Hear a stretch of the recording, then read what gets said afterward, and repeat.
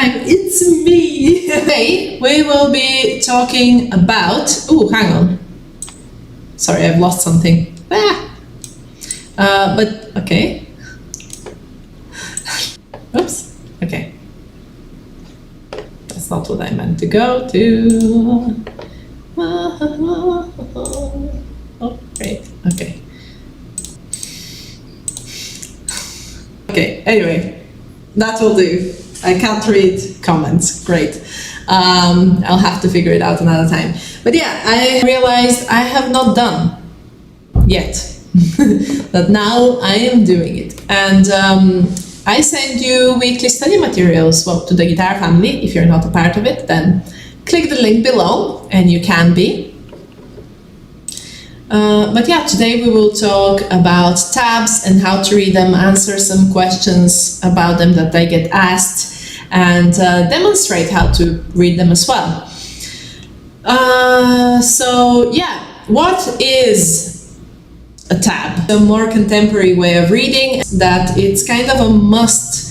Tabs are a very, very helpful resource in learning. And so is Guitar Pro, by the way, which is where I write. But yeah, you get a lot of free guitar resources that use tabs. So that's why it's great to learn how to read them so that you can take your playing in your own hands. Okay, so how do you read tab lines? So the lines of the tab actually correspond to the guitar strings. So let me actually, oh, really? It's not loaded? It's from my computer, how can it not load? All right, there it is. So let me share my screen, share screen, there we go. The lines of, zoom in? Yeah, that's better. That's too zoomed. There we go. So the lines of the tab are actually the strings of the guitar. So this, the top line, is our first string, which is our high E note, 7. And there's our 7th fret. So for these first 4 notes, we have open, open, then the 7th fret 2 times, 7, 7. And you'll see after that we have 9, 9. So we go up from 7, 8, 9, 2 times 9, and then we go back to 7. So, right, so that's the basics of it. It doesn't tell you which finger to use when pressing on the strings, but you can decide that for yourself. And for, you know, for example, for that twinkle twinkle thing, you can even use just the one finger. It's very beginner friendly for those who don't want to use more than one finger. So, yeah. So that's what the lines of the tabs are. Okay, the lines, tab lines, okay. Do you read tabs up or down? Well, that's exactly the point I just said about which line is which string. And a further onto that is oftentimes people ask, why are tabs upside down? So basically our top line is our first string, right? So if we have, do I have one printed out? Do I not? But I have a book with tab. Okay, so, right, so we have the tab lines, and they're kind of as if you've put the book upside down on your guitar and you can read the tab lines like that on your strings. And why is that? That is because then it makes more sense when you're reading it together with notation. So here's the C major scale, for example. Can I zoom in? Yes, I can. Okay, lovely. So in notation, you see how the notes go up? They go up on the notes, right? They go up on the staff, and it sounds like this. They go from low sounding to high sounding. So the same happens on the tab, right? We go from low sounding to high sounding. Basically, that's where this comes from, and that's why it's upside down considered by many. But it's just the way it is, so that it can follow nicely along with notation as well. And for example, if it was the other way around, then, you know, at some point notes would start clashing. They would, you know, it would be more difficult to keep up with it. Whereas like this, you can read those two things in parallel if you want to, because notation is better at showing you rhythms, for example. So it's very good to follow along both the tab and the notation, just at least to get a sense of the rhythm that you're playing on your tab. Of course, sometimes online you don't have the notation, you just have the tab, and then you'll use your ears to know the rhythm. So yeah, you can always use your ears for figuring out rhythms. Okay, and I think there was another question. Oh yeah, are tabs easy to read? Now, why is tab so widely available online? Well, it's easier to write because it's just dashes and numbers, the notation is, first off, but second, it's easier to read because you don't need to know what notes you're playing. And the thing is that on the guitar, unlike the piano, where, sorry, I'm pointing there because I have a keyboard, but you can't see it, so I don't know. Anyway, unlike the piano where you only have one place where you can play each note, on the guitar, we can play an E note here, we can then play it here, we can then play it here, we can play it here, we can play it here, we can even play it as a natural harmonic. If you have a 24-fret guitar, you can also play it here, but anyway.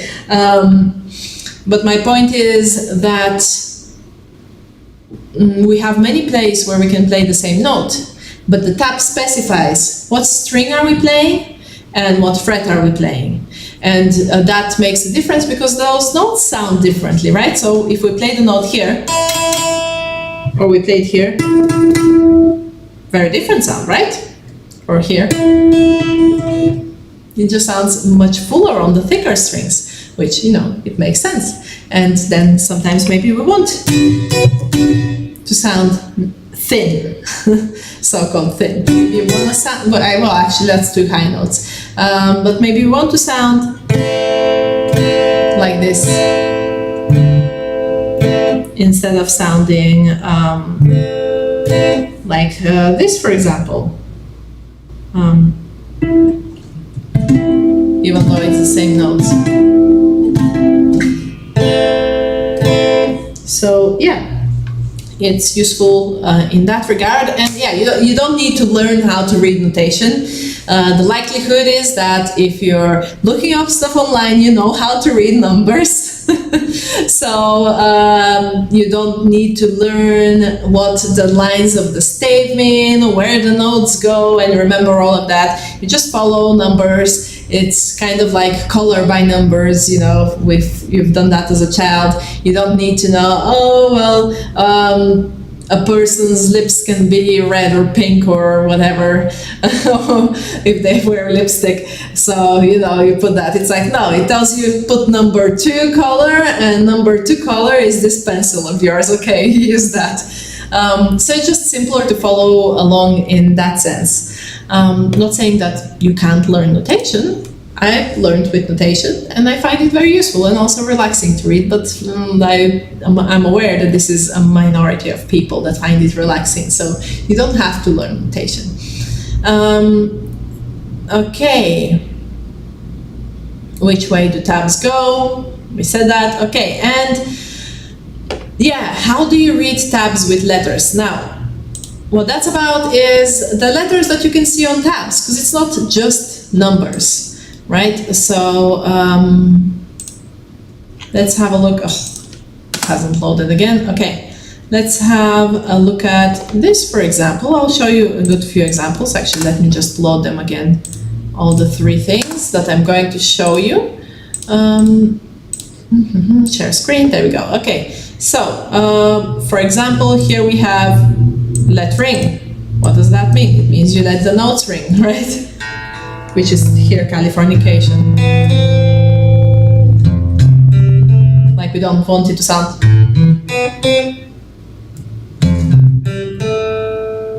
We want to let all the notes ring, but that's majority of that is not what the letters are. But here there's some letters, which is the chord names. And sometimes that's useful to know, because what we're playing right now for that song is just chords, but they're broken up. So if you already know the chord shapes, you may find it easier. Then when you have numbers stacked like here, it means that we play all of these notes together. We just strum it together as a single chord. And the other thing that I wanted to show you from this material in particular is these symbols that you'll find sometimes written on tabs, and it's very useful to know what it is. So this sign, it means down strum. So you go towards the floor with your strumming hand. And this one, the V shape, it means up strum. So you go towards the ceiling with your strumming hand. And it's very useful for playing strumming patterns like this one. Or what is it?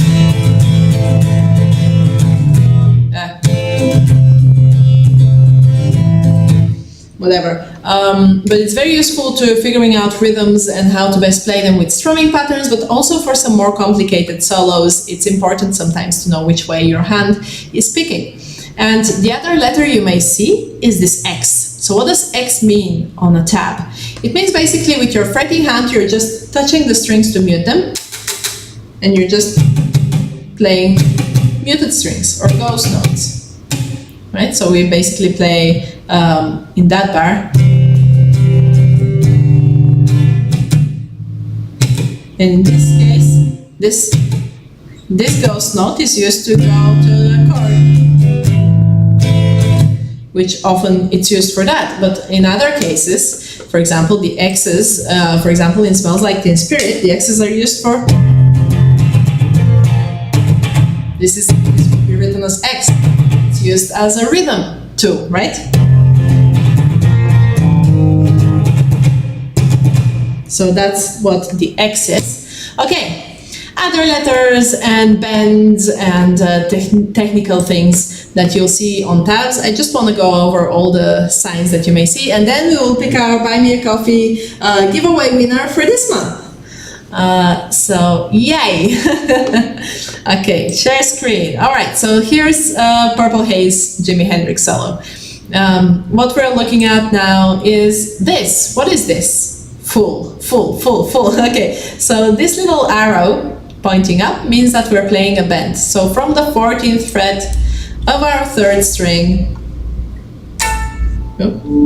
so we go and then we push up. I believe I have a tutorial on bends and how to play them, but basically when it says full, we need to play so that it's a full tone up, so it reaches this note.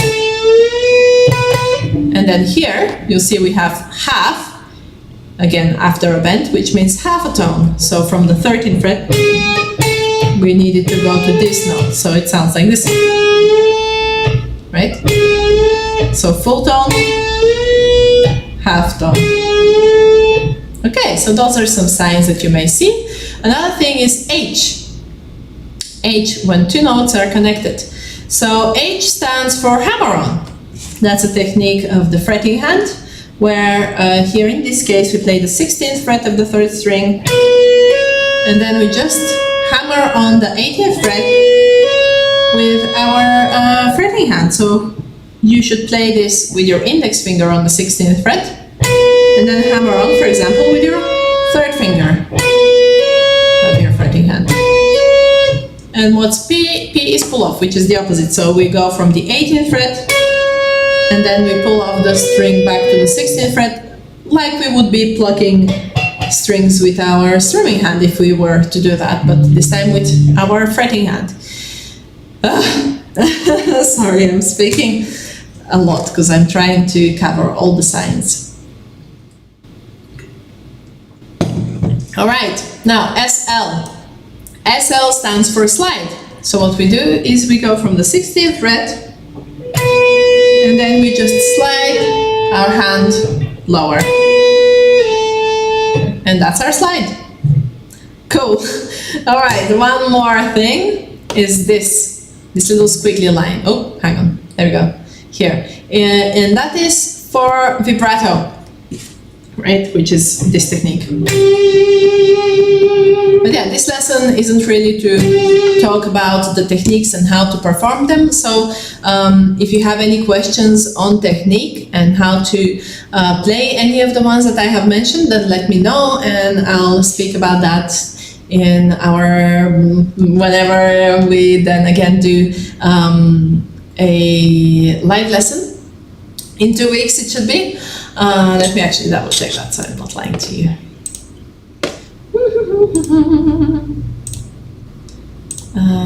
Okay, 19th of August. Yeah, live lesson. Good. So yeah, I will see you again then. But yeah, if any techniques that I mentioned are a mystery, or if something wasn't very clear, then please let me know and I'll answer your questions, or if you get any other questions as well. And another thing that I wanted to show you as well that is used a lot in tab, especially in rock and metal, actually many other things too, also in funk and whatnot, is PM. What's PM? PM is palm muting. So with our right hand, we are on the bridge of our guitar, and with our strumming hand. If you're right-handed, that's your right hand. We are on the bridge of our guitar, and it's right. Yeah. So this is in drop D, so it won't sound right.